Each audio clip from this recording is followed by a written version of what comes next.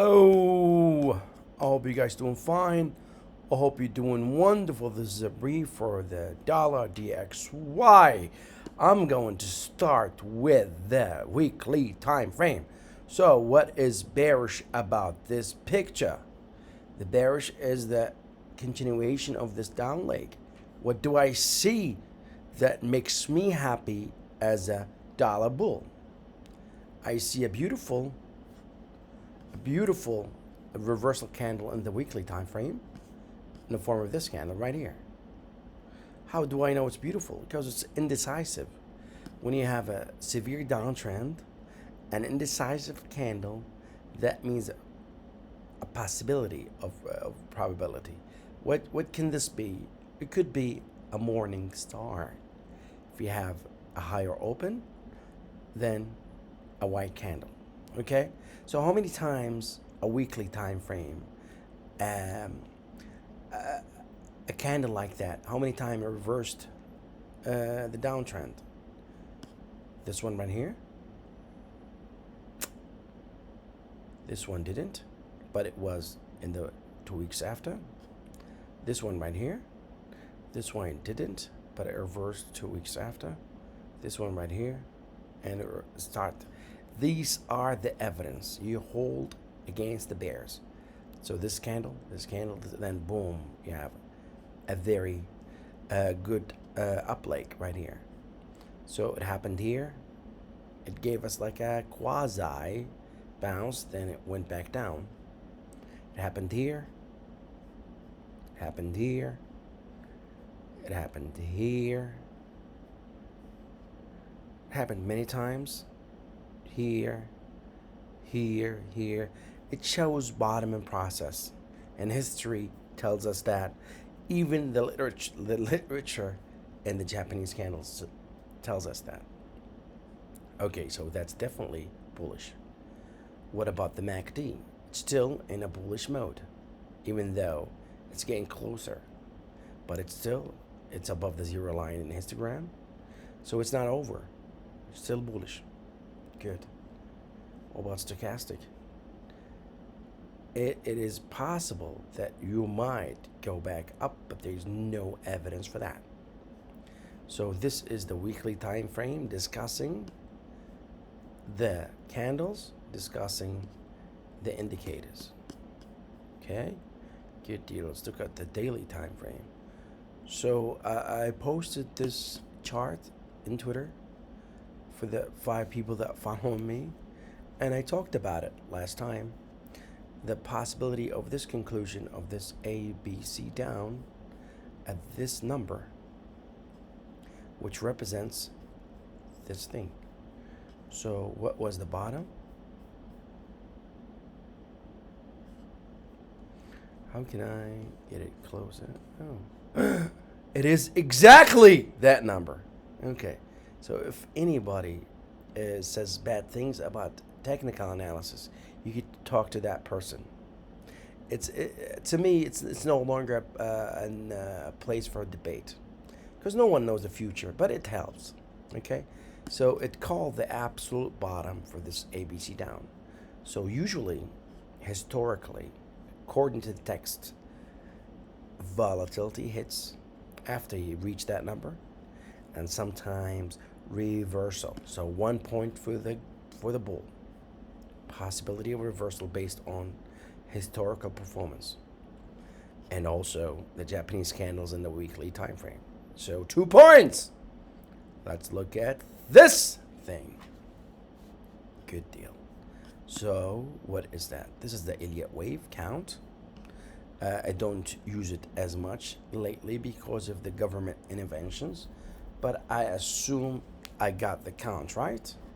5 waves down, then ABC. It's 3 extended 5. Conclusion became 1. Then a severe second wave. What I liked about this wave, in Twitter and in many financial channels, people are throwing the towel and claiming the DXY would go to the mid 80s, and that's good for the psychology of this wave, the second wave. Usually you must have capitulation or submission that this move is over, this move, and this is just a technical bounce as they described it.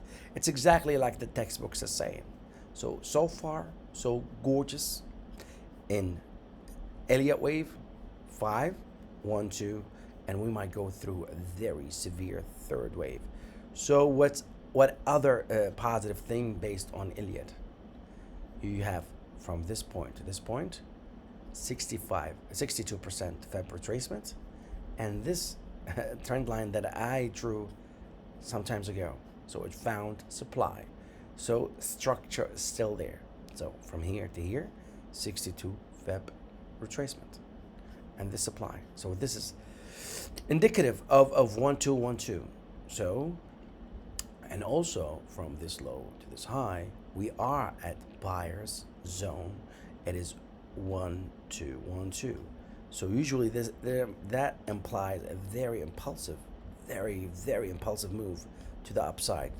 Let me label it just for the fun of it. Oh crap, it went away. Let me do it again. Golly. Let me label it. So I'm gonna label this 1 2, and this is 1 2 1 2. Another mini one, which you really need in the third of 3. Okay. So I'm doing it. I'm doing it. Okay.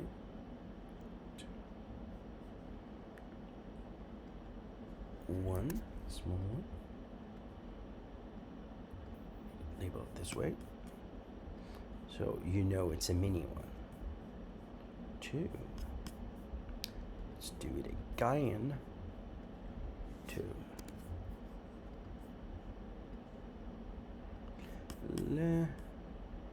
Let me get it closer, shorter, smaller right here, and get this one also smaller. What does that imply? It implies a very impulsive wave, third wave next week. How you like them apples? The structure is perfect as far as the weekly time frame, as far as Elliott wave so far. Good deal. So let's look at the hourly time frame. Okay, so this is the hour time frame. You still have positive divergences in the stochastic, which is indicative of a reversal very soon. And also, this is getting closer together for the MACD right here, which a reversal could happen anytime. Let me discuss another one here, which I'm gonna help some of the nice people that are watching me. So this is you found sellers here at 20-day moving average. As I said, the mean reversion suggests reversion to the 20-day moving average, and that's exactly what happened. Let me show a relationship between the 10-day moving average, and this is me. I discovered this some times ago, and the MACD reversal, and how reliable it is. Okay, let's look at this. Solid, thick. Okay, let's make it 20 without the Bollinger. 20, solid, thick, and we do this number.